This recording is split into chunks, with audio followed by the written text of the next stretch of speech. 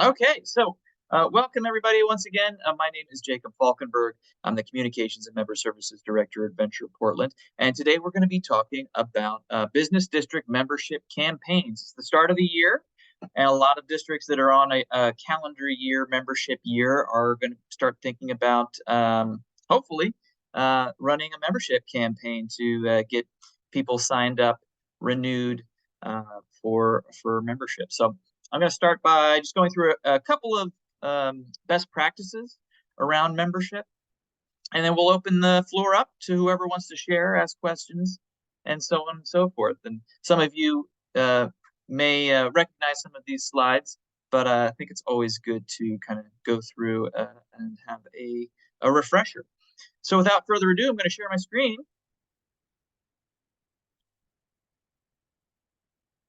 and we'll get to it.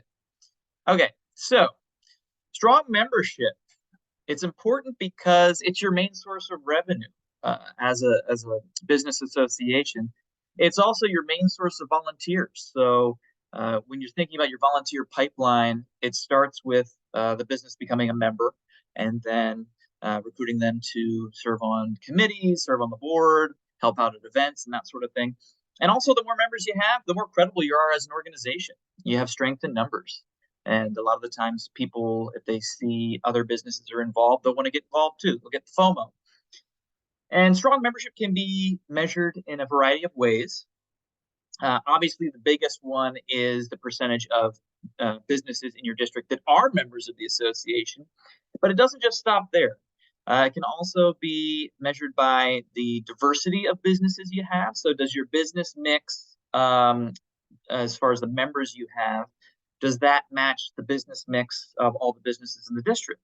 Do you have representation from businesses in different places of the district? Do you have a diverse mix of board members, um, racial, ethnic diversity that represents the diversity of the district?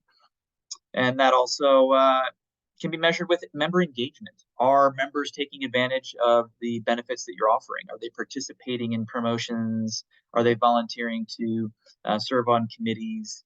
How engaged are they? And that can help you determine whether or not your membership is strong. So how do you do it? Well, you got to build relationships. Like anything else, it's all about getting to know the businesses, what their needs are, building trust, and engaging with them on an ongoing basis until they're ready to make the commitment, the investment to be a member, and they understand what you're doing and see the value in it and want to invest in this as a part of their business. So membership is momentum. The fewer members you have, the less engaged people will be, the less revenue you have as an organization, the less volunteers you have, and that uh, stops you from being able to provide benefits.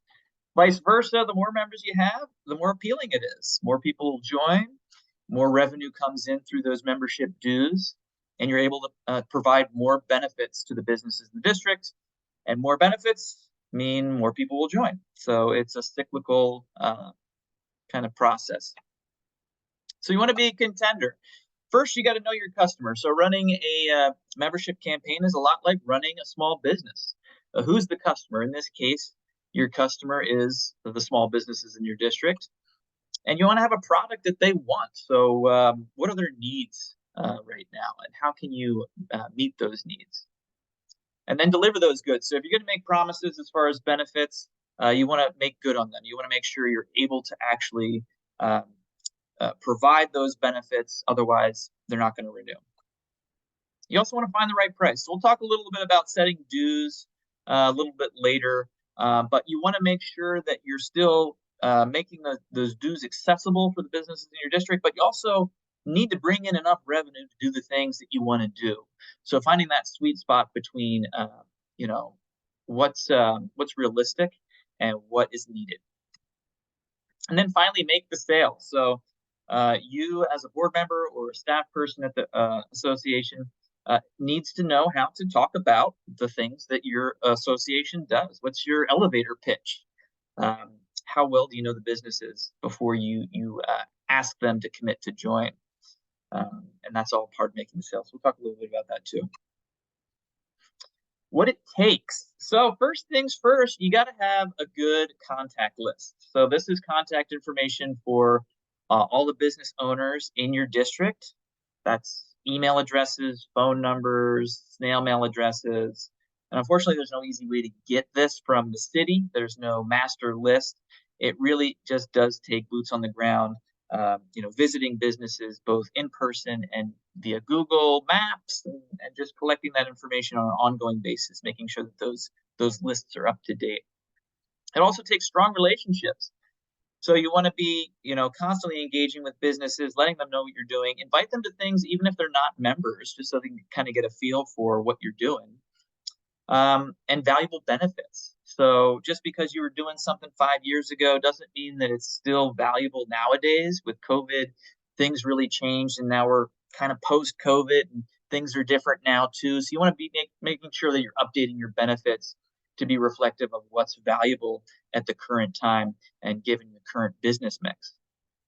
You want to have a professional approach, so making sure that that website's updated, that Instagram page is being posted on a regular uh, frequency, and the membership materials that you have look professional. If you need to enlist the help of a designer to create some letterhead for your organization, or to maybe do a brand refresh, keep that in mind, because as you're going to be handing these materials out, you want them to make it look like you're a real professional organization that can kind of follow through with what you say you're going to do. It also takes a 3-month membership campaign, and that's the main focus of what we're going to be talking about today. What are the components of that campaign?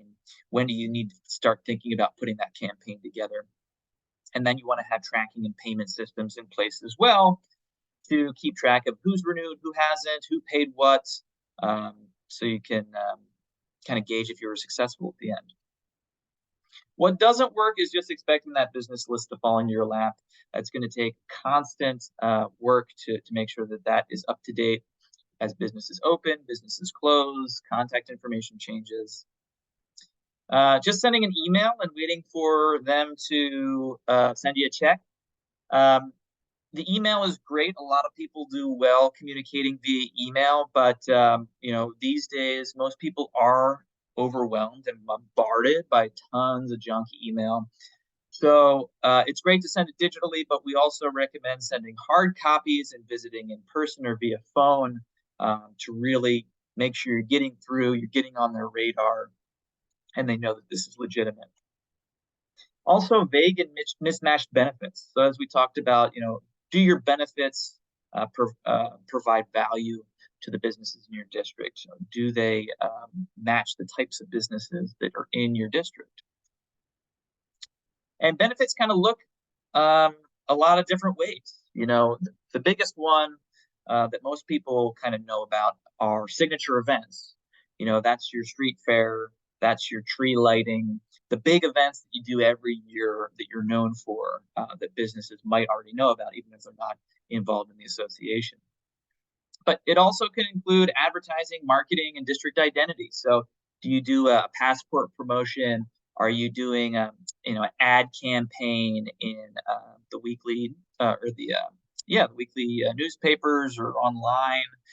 Are you doing district identity projects like banners or other things that have the logo of the association that kind of help to define where the district is and what it's known for? Also, member networking and education. So that's a big one. Those monthly mixers, bringing guest speakers to provide resources for the businesses in your district. That's also huge, giving them an opportunity to meet each other and share resources and that sort of thing. Advocacy is another big one. So what is your district currently struggling with? Is it road construction? Is it graffiti? And what is the association doing to help the district deal with these things?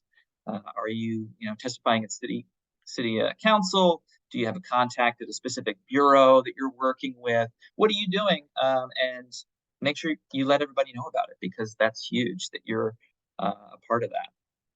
And finally, Venture Portland benefits are a benefit to your members. So webinars just like this one are open to our member associations and their members, so you want to make sure you let them know about that. But they can also join committees that we have, take advantage of fee for service. They could possibly get featured in our weekly newsletters and on our social media. So yeah, Venture Portland benefits are your benefits as well. And different businesses look for different types of benefits to serve their business. So think about what types of businesses are in your district. You've got retailers, food and beverage, service and professional businesses, health and wellness businesses, home-based, industrial perhaps, and even property owners. So taking a look at your benefits list, do you have benefits that are valuable to all these different types of businesses? And if not, what's missing and what can you do to bring some of these businesses into the fold? So talking a little bit about dues. Dues is an art, not a science, so it's going to be a little bit different for every district. It really just depends on what you want to do as an organization. So really, you're going to want to, determine your work plan first. That's what you're going to do for the whole year. And then that should help you create a budget for the year. And once you're looking at your budget, what are the total expenses of the things that you want to do, minus any grants that you might apply for or any other sources of revenue. That might give you a good idea of the revenue you need to bring in for your membership dues. And then once you have an idea of the membership dues revenue that you need, then you can kind of figure out, okay, if last year we had 50 members, this year we want to go for 55. So dividing that total number of dues needed by the total number of members will give you a rough idea how much you need to charge per member on average. But it should be a sliding scale, depending. A lot of districts will do a number of employees, but you can also do type of business. So nonprofits might pay a little bit less, or home-based businesses might pay a little bit less, but really making it accessible for everyone. And with COVID, a lot of districts started doing a pay-it-forward system where some of the businesses that are doing better could choose to sponsor some of the smaller businesses that might need some assistance with their membership dues. So thinking about giving ways for businesses to give back, not only for their own membership, but for other contributions to the organization. And you also want a budget to communicate with members through various channels. So that might require spending some money on postage. It might require, doing an ad campaign of some kind, just so you get out there. So making sure you have money in your budget for the membership campaign itself. First things first, get your house in order. You want to figure out what's your membership year. So is it on a calendar year? Is it on a fiscal year? It really has a lot to do with your annual meeting date. So that will kind of help you determine when your campaign starts and ends. So you want to have your membership pretty much figured out, everybody renewed by the time you have your annual meeting, because you need your members in place before you can actually figure out who's going to be on our board this year when you're doing your elections. So once you figure out when your annual meeting is going to be, that's when you're going to start figuring out when you're going to start planning for your campaign and when it needs to be wrapped up. You also want to have those dues figured out, and that's going to change on a yearly basis depending on what you want to do as an organization and how much money you need to bring in. Have a prorate policy in place. So, a lot of the times, businesses won't join until they absolutely need to be included on a specific program or event. So what happens if someone signs up halfway through the year? Do they pay half price? Do they pay full price? Do they pay half price and then do they have to maybe pay for next year's in advance? So figure that out. So you have that figured out once it comes up. But a lot of the times, business districts will have specific things at the very beginning of their membership year that will incentivize people to join early. So for example, at Venture Portland, we have our grants program. So we just released our spring grants last week, and you need to be a member to apply for those grants. So that's our incentive, right? To get people signed up to be members by the time of our annual meeting in April, we have this early year membership incentive to get them thinking about paying their membership dues. Also, you want to have that business contact list updated, and then a payment system in place. So checks work great, but also making it as easy as possible through Square or PayPal or wherever you want to process digital currency. A membership package usually has 3 or 4 components to it. The first is the solicitation letter, and that's basically a letter from your president on the business association letterhead that just talks about all the great things that you did in the previous year, all the things that you did for businesses, successes that you had, and maybe just hints at some of the exciting things that you have planned for the coming year. You also have your year in review. So that can be, like you kind of see here at the bottom, a kind of visual reference that just does a quick overview of what you do as an organization. A lot of visual people don't want to read, 2 pages of text. So having some photos about what you did, maybe some pictures of posters from events that you had done, really helps to give a quick overview of the things you had done in the previous year. And then you want to have your benefits sheet that goes more in depth with what you're planning to offer in the coming year as far as membership benefits, events that you have planned, mixers, advocacy, all that good stuff. And then finally, the membership form, which has the different membership levels and how much the dues are for each of those. And that's your chance to collect their contact information so you can make sure that they're getting all your communications. All right, the membership campaign. So if you build it, they will come. That is not true. Follow-up is critical. You're going to need to ask more than once for businesses that haven't been super involved lately, and you're going to want to find the best messenger to reach out to folks. So that means figuring out who on the board already has relationships with businesses in the district, and then assigning those people to be the follow-up people, or the solicitors, if you will. And then if there's no existing relationships for specific businesses, thinking about, okay, what are the connections we can make with our board members and the businesses that haven't renewed yet? Could we put together a business with a similar industry? It could be a business that's on another board member's block.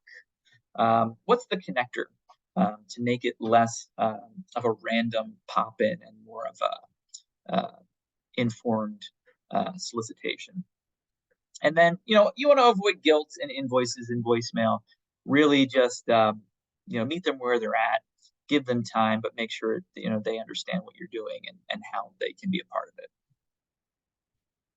So this kind of graphic just outlines the membership cycle. And the most important thing to take away from this is that membership is a year-round ongoing process where you launch your campaign down there at the bottom left. You're soliciting, you're asking, you're collecting dues. Finally, at the top, you get to your annual meeting. That's where you do your board elections. That's where the campaign ends, but you're still going to be spending the rest of the year engaging with business owners and members and making sure that you're doing all the benefits that you had promised to do at your initial campaign. And then once you get towards that annual meeting again, about 4 or 5 months in advance, you're going to start thinking about planning the membership campaign for the following year. So always thinking about membership, whether you're, welcoming members, planning a campaign, or making sure that those benefits are happening. And this is what it kind of should look like. Month 1 is when you're planning the campaign. Month 2 is when you'll send out the membership materials. And then month 3, that's when you're going to be tracking and following up with businesses that haven't renewed, making sure you acknowledge the businesses that do pay. Month 4 is your annual meeting. So hopefully by that point, by the 4th month, you've got a good idea of who your membership is going to be for that year, and you can nominate board members and officers at that time. Month 5, don't forget to take a step back, see how you did. Is membership up from the previous year? Is it down? recognize the hard work of everybody involved, because a membership campaign should be the work of the entire board, not just the staff person or not just the president, but it should be a group effort, and those efforts should be celebrated. And then months 6 through 12, that's when you're delivering the benefits. So you should, have benefits be going on at the beginning of the year, but you also want to be focusing on this campaign as well. Setting goals is also super important. An example of a good membership goal would be, we want to have 25% of the businesses in the district as members by the end of June. That might be realistic, that might be unrealistic. It depends on how many businesses in your district, how big your district is. But for a smaller district, long-term goal is 50 to 80% of those businesses as members. Regardless of the size of your district, I think it's good to look at a 10 to 20% increase year over year. So if you've got 50 members in the previous year, shooting for 55, 60 in the coming year, that seems like a realistic goal that you could feasibly accomplish. And then you want to have targeted businesses, sectors, who's missing from membership, who needs a little bit extra hand holding. Is there a anchor business that, you'd really like to have a part of the association that might help with the legitimacy of the organization that you really want to focus on? So being strategic about the follow-up and outreach, because it's very time intensive. You're not going to be able to get to everybody. So making sure you map out that. When you're thinking about membership solicitation, it's really about building that relationship. So going in there and saying, that you understand that business. Here's how you've helped over the previous year. And if you were to go away, you would not be able to take advantage of those benefits. So making sure you've got quantifiable return on investment. A lot of businesses see membership to a business association as an investment. So they want to make sure that they're getting a return on that. And that's really shown through benefits. Testimonials from other businesses also work really well. If businesses can hear from their peers, that in times is a lot more effective than hearing from a staff person or someone who has no connection to their business. Making sure that payment mechanism is in place, making an ask, and also having a deadline. Creating a sense of urgency is super important. So, we'd love you to sign up. If you want to be on, this year's map, we need you to sign up by the end of February, because we're going to print in March. That's just an example, but that's kind of how it should work.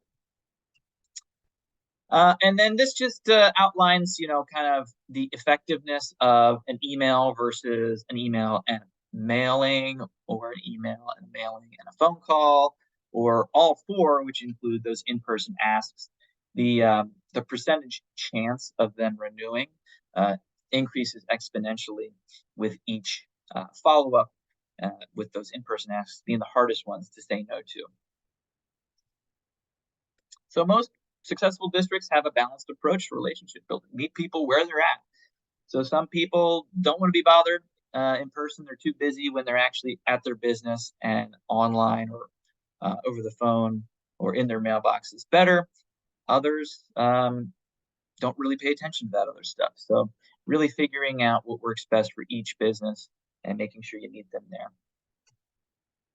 Like I said, when you're rallying the troops, a membership campaign is a group effort. So this should not be just completely relied upon the staff person, if you have one, to do. The entire board should be involved, and whoever is rallying the troops, whether that be the staff person or the president, should create a sense of urgency. So, when do we need to have this done by? And that should be, the annual meeting. That's the great kind of thing to put on the calendar. Provide scripts. So if board members aren't familiar with talking about your organization, we have some great templates that we can provide just to kind of help them understand what's the most effective way to talk about a business association and the benefits that that you offer. Capitalize on existing relationships and similarities. So like I said, pair board members with similar industries or geographic similarities. Encourage some friendly competition. So whichever board members get the most renewals might win a prize of some kind, whether that's a gift card or a bottle of wine. That's always fun for folks to and helps them to kind of just get encouraged to get out there. And then, follow up, coach, cajole, inspire. See if anybody has questions. See if they're struggling with something. Find people's strengths. You want to make sure that the right people are going in and having these one-on-ones. And you want to make sure that they're set up for success. And once you are successful, celebrate that success. So at the end of the campaign, have a little party. Make sure everybody knows how well they did, and that the time that they're investing is appreciated. Okay, so that was a lot of information, and we're gonna use the rest of the time for questions, comments, sharing from everybody. But I wanted to just do a quick case study with St. John's and the St. John's Boosters, and the St. John's Boosters district manager, Tanya Hartnett, is here to talk about their strategies for membership, because they do a really fascinating and complex membership campaign that seems to be really working for them. So it's a little bit different than the membership campaign that I just talked about. But if your district has the resources available, it's been really successful for them. So for Tanya, without further ado, why don't you kind of walk us through the process that St. John's goes through when they're getting members signed up. Absolutely. So we were fortunate enough a few years back to start getting a CRM going, and we use HubSpot. And so with HubSpot, it allows us to be automated, and it allows that when people pay, it goes through HubSpot, and then there's should I probably show HubSpot? That would be a good idea. Hold on, please. So anyways, so it allows you to see who is signed up, and let me share screen because I can't talk. Okay, so what the HubSpot does is with a business, so you go to say, boy, everybody that looks at our thing shows up in HubSpot. Everybody that looks at our website connects to HubSpot. So anyways, so you see a business, Javelina, they're a new business. And when you scroll down, the contact is in here. It gives the address, it gives the email, and it says last pay date, August 31st, 2022. So that lets us know that instead of doing a membership campaign, everybody pays on the day, the next year they will get a reminder automatically through HubSpot. There's an email that goes out that says, your membership is due on 8/31/23, and they won't get that email until August of 2023. And then over here are the deals. So it shows, that they paid $125 for their membership. And then it gives contact information. So HubSpot is a great, great tool in order to automate everything. And it allows us to, we put in letters.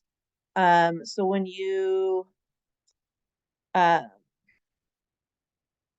here you can see that it's time to renew. So we've already did an automated thing for the whole year from January through December of renewal letters. And then when these months roll around, HubSpot automatically takes that little cue from each business that says when the last time they paid, and they'll automatically get an email in October if they paid last October. And so it's very, very automated, and it takes a lot of the stress out. The problem is that it will go into people's junk mail.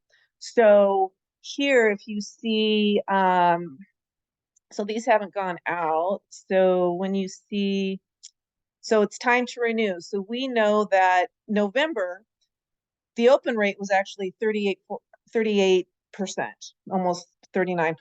That's actually pretty good. But we know that the rest of it isn't, that there's 60% that did not open up that email. So through HubSpot, you can literally, go into here, download who, for the month of October or month of November, who those people are that are due. And then you can see who renewed, going off of the email. And then we have a membership committee that calls the ones that didn't renew and say, hey, did you get our email? And, yada, yada. So it's very automated and it's a wonderful thing. And it's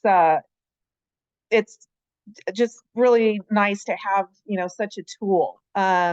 So then the other thing is that we, now I'm going to go to that other flyer that I was up here.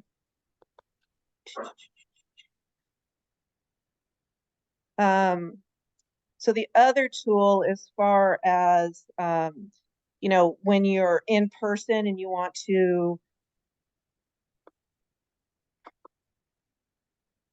hand something off, this is a trifold. So think, in trifolds, like this is the front page. It just tells a little bit about the history of the boosters. And then when you open it up, there's about us currently. We have a QR code that you can just scan in order to join the boosters. So you don't have to go to a website or anything. You can literally just scan it with your phone, and then it takes you to the join page on our website.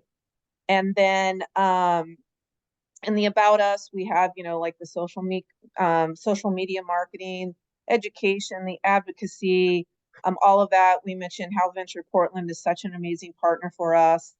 And then we go on to say, grants applied. So these are the grants that we received in 2022, social media marketing that we've done, the advocating that we've done, and then we've just done posters for each of the events. And so we show that. So fun color to show that, it's a quick pop. We don't just list the events. You can see that the posters and how we try to get people to get excited and vibrant. And then we give a map on the back page. We give a map of what the district boundaries are.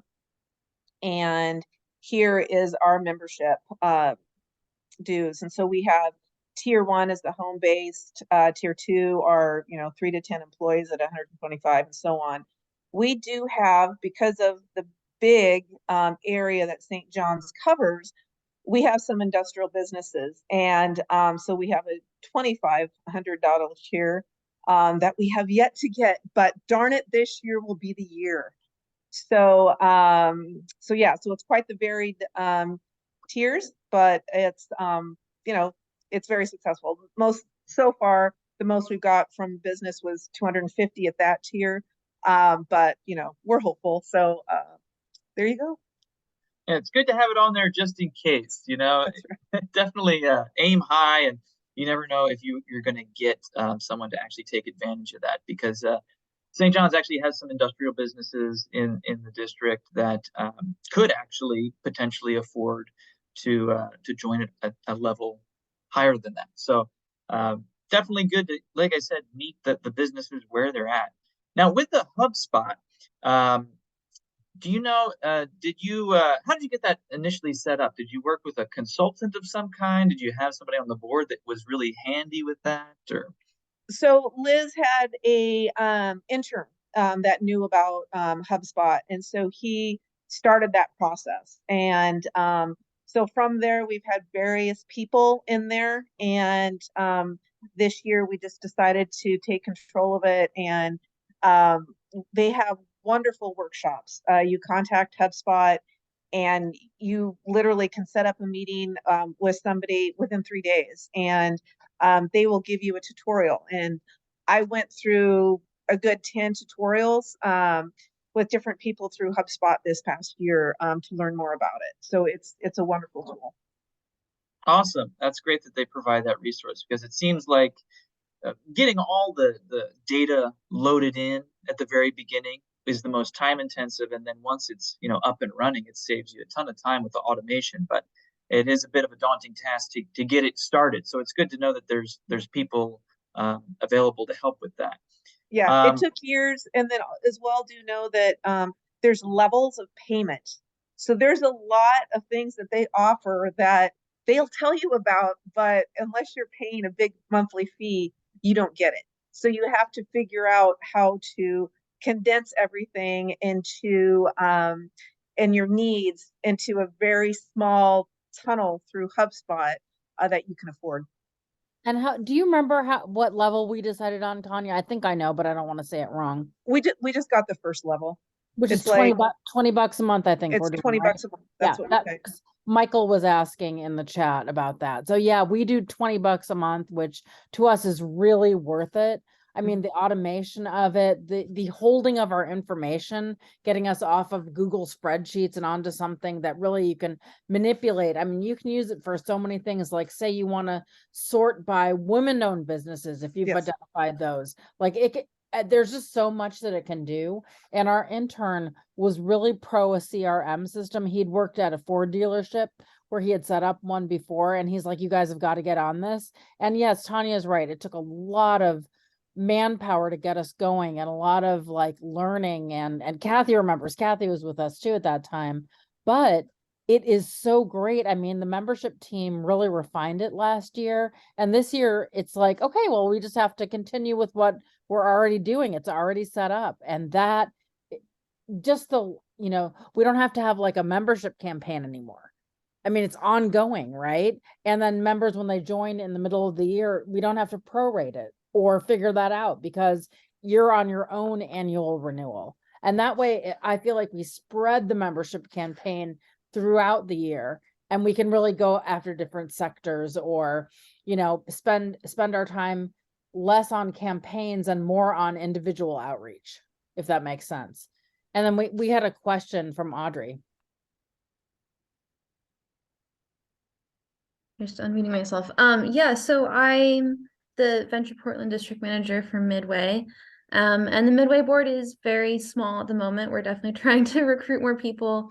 They're also not the most tech savvy, but I do think that this model would work really well for what we're trying to go for, and like to help manage a bigger district, because Midway is huge and it's just hard to reach everybody in one campaign. And so I was wondering, like, do you think it's something that could be easily passed on? Like, if I could set it up, while I'm here at Venture Portland in the next year or two, and then would it be easily handed over to someone who maybe doesn't have much experience using that kind of program? Oh, absolutely. They'll need to take some tutorials. I mean, bottom line, I knew nothing about it before I started, and so I just took the tutorials. So if somebody's patient in doing it, but it takes time, and it is something that you will have to keep on going in to figure it all out. And Audrey, I would say even think outside the box as far as volunteers. When we first started it, we had a volunteer who was not even a boosters member.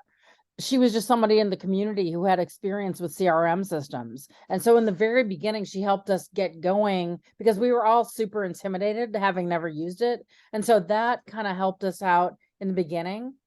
So just think outside the box as far as like your resources. But it'll be worth, if yours experience is like ours, it's well worth the effort. Yeah, and definitely it's great if you can find somebody that has the experience doing it. It could also be something that you use a Venture Portland grant to help fund if you wanted to, hire somebody to help with the initial setup and the ongoing costs of that. That could be something that could potentially be part of a grant. Let's see. I saw something was going on in the chat. Oh, okay. So it looks like Montevilla also uses HubSpot. Takes some time to get acclimated, but in the end, so worth it. So something to keep in mind, this is pretty advanced for business associations, especially volunteer-run organizations. So all of you might not be there yet, but if you are interested in taking the next step, there are resources available around that too. But at the very least, you got to do something, right? Because I think what we've learned is people need to have those reminders. They need to know what's going on with what they're getting for their money, what the ROI is, if they're going to renew. So making sure that that's as clear as possible is kind of the name of the game. Okay, so, oh wow, Montevilla says 60% membership growth in the first year. So that's pretty incredible. We say 10 to 20% is a great goal to have, but 60%, that just shows you the power of having that process in place. So very cool, very cool. Okay, so I want to just take the last 15 minutes or so just to open it up to questions, or if you have anything that you want to share. Are you currently in the middle of a membership campaign? How's it going? Where are you struggling? What types of business are you struggling to find benefits for? Really, whatever you want to talk about is great. Does anybody have anything that they wanted to say? I think Sarah has the hand raised. Hey, how's it going? Good. Hi. I'm curious if anybody has any experience with incentivizing home-based businesses to get them involved. I understand that we can do different tiers of membership due, which is fine, but I'm just wondering if anybody's had any success with other tactics. So in St. John, Sarah, we do, like, when we have events, we have a plaza in St. John's. I know that you have an area, like you have a park and stuff. We offer the home businesses to table in the plaza. And so when we have our events, the boosters have the table, but then we also have tables where each of the home businesses are. And I got like 3 home businesses for one event to sign up for the boosters because they saw the value of that. Because we wouldn't let like home businesses asked if they could be the ones that tabled, and it's like, well, if you're a member of the boosters. So that helped a lot. Okay, thanks, Liz. Then Jeff. This predates me on Foster, but the Foster Area Business Association used to have a freelancers happy hour. So I think the same model could probably be applied to just in general home-based businesses, where maybe it's a regular meetup at a local bar and it's just sort of an ongoing thing on the calendar, and just put it out there to the community to sort of buy into if they want, but providing them a venue to network and come together probably makes outreach a little easier. Yeah, that FaceTime is definitely something they don't get at home. So being able to provide them with a room of potential clients, I think is the biggest benefit that you could possibly offer for them. And I think that's why a lot of the home-based businesses join. Liz, is there something you wanted to share as well? Yeah, one of the things we hear from home-based businesses, just to support what Jeff said, is that networking is something they're always looking for because they don't have an office where people are stopping by, and they want to let people know that they're there and they want to share ideas. So they need that connection. The other thing is a way we've been able to engage is to have businesses present something that they're an expert on. For example, we have a lawyer, home-based lawyer, and she's going to do a series of workshops for our members on sort of like legal things about having a business, right? So let them share their expertise. And it's not only to get business for themselves, but again, to let people know they're there, they have something of value to add. And she regularly comes to our meetings as well. And then remembering to offer things like those kind of workshops or something that would be of interest to not only storefronts, but also home-based businesses, like offer things during your meetings that are like a speaker that people could be interested in, or resources, or, we had somebody come and speak about like internships today. And the people that were most interested in having interns who didn't even think about having them before were the home-based businesses. very interesting. So, just I'm a home-based business. So of course, like I always keep the home-based businesses in mind, but sometimes it's very easy to focus on retail because of course it's like the culture of our business districts, and they're the ones who, like, when they're having issues, like those come to the forefront really quick with vandalism and stuff. But it's really important to remember these other businesses as well and make it attractive to them. Yeah, absolutely. Thanks so much. Yeah, that was great. Thank you. Okay. Anything else anybody wants to share about what's going on in their district? I know a lot of you are probably in the process of either planning the campaign or you're right in the middle of the campaign. And how have campaigns been going for everybody? Last year, were you seeing an increase over the previous year? I know a lot of districts took a huge hit during COVID. Businesses just weren't able to pay those membership dues. Are you seeing now some of those businesses are coming back, or have you devised a way? Has anybody had success with that Pay It Forward program of allowing businesses to sponsor other businesses that might not have the resources to be a part of the association? Yeah, Yulika.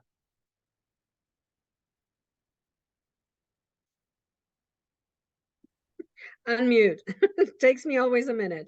I think the thing that I have really focused on, and it seems to work really well because we have gained quite a bit, is really for me at the moment, because we have a smaller board, we don't have a lot of volunteers right now, but I did a lot of door to door, and I do it for every mixer. I do it beforehand and after even.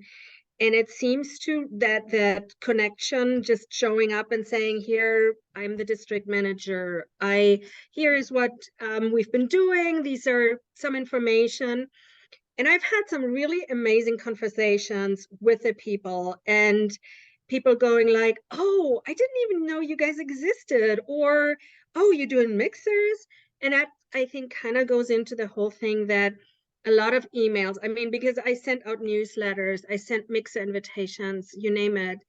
And still, of course, a lot of that ends in spam or, things like that. But it has been really successful to really go out there, deliver invitations. We had a wonderful event last night, and it was very busy. And a lot of that came from me and other people actually delivering hand invitations. And I feel like we had a good success with that too. So I want to say and encourage people, go out, talk to people. People love to chat. So much is online nowadays, and people do get tired of Zoom calls and all these kind of things. So that connection, that personal connection with people in the district, I think is really important. And so I just wanted to say that that's worked for us really well. We'll have to start a campaign very soon here. But I like the HubSpot stuff a lot too. And actually, I have a question about that. Right now, we're smaller. We have 25 members or 26 members. I would think it's probably a good time to start now, since it's a little smaller. We do want to grow a lot, but what's the advice on that? Maybe Tanya or Liz, maybe you have something to say about that. When the size is small, get at it. Is that a good approach? I think so. I think like start it going up, start learning it. It's a learning curve, right? Doesn't matter how many people you have. Once you've got it going at it and you're setting it up, you can always add to it, right? But I would start now, give yourself the luxury of having time to play with it while you don't have a million members to follow up with. Awesome. Thank you so much. Appreciate it.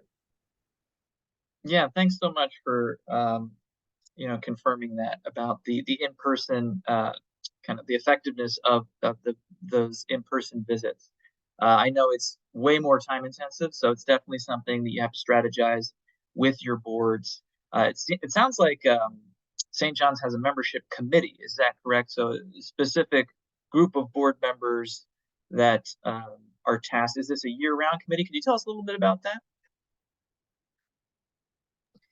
Yeah, so the committee, last year, it was all, board members and one volunteer. And so we had, 2 board members, a volunteer and me on the, membership committee. And then we just had our annual board meeting, on Sunday. And so, it's switched out. So we still have, 2 board members, 1 volunteer and me, and then we're gonna have a mixer at the beginning of, February for the rest of the businesses to see if they want to hop on this committee. But yeah, and then the committee is tasked. So like last year, we spent the time creating all of the form letters for the renewals. And then once people renew, then they get links to more form letters that say, now that you've renewed, here's all of your benefits, and take advantage, and here's all the links to like the Signal app and the Facebook business owners page and on all of that. So we have all that down. So now this year, what we're going to focus in on is going towards those larger, more moneyed businesses in St. John's. So yeah, so every year is a little different. It's a little different, but we, this is a great opportunity for like a former board member, somebody who maybe has been on the board, but still wants to contribute, but isn't going to all the meetings. They know the businesses and the district really well, and they probably have a little bit of extra time now that they're not having to do board duties. So it's a really great way to engage somebody who may have been on your board or part of the organization and who still wants to do something, but not like a huge scope of something. That's great. Yeah, good thinking there, because yeah, those previous relationships, you don't want those to go away when board members step down. You want to keep that institutional memory solid. So if they are, willing to step in for, just a couple of months to kind of help pass the torch and continue, keeping those relationships strong, I think that's super effective as well. And I think another way to kind of engage with a business that has kind of been reluctant to join is to, invite them to talk about their business at a board meeting. Or, as you said, you have certain people in the district that are experts on certain things that were able to kind of be guest speakers at a board meeting. So you could do that, or you could even host a meeting at a prospective member's business. They don't necessarily need to be a member to engage with the business association, but it just gives you some chance to expose what the association is doing to a prospective member. They get a better idea of how it all works, and also they get the benefit of maybe getting a little increased business for the day from your event. So just thinking about that as well. Okay, just a couple of minutes left. Anyone else have any last thoughts that they want to share?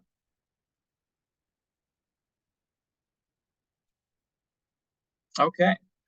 Well, if any questions come up, certainly feel free to shoot me an email. I'm going to follow up tomorrow with a link to this recording if you want to share this with your board, as well as copies of the slides, maybe a copy of the St. John's membership pamphlet if they're willing to share that with us, as well as some other membership resources, a calendar for plotting out your future membership campaign, a template for talking about your business association, and a bunch of other stuff that I'll include as well. But if there's something specific you're looking for, just let me know. We've got a whole long list of resources in this area. So thanks all for being here, and have a great rest of your day. We'll see you soon.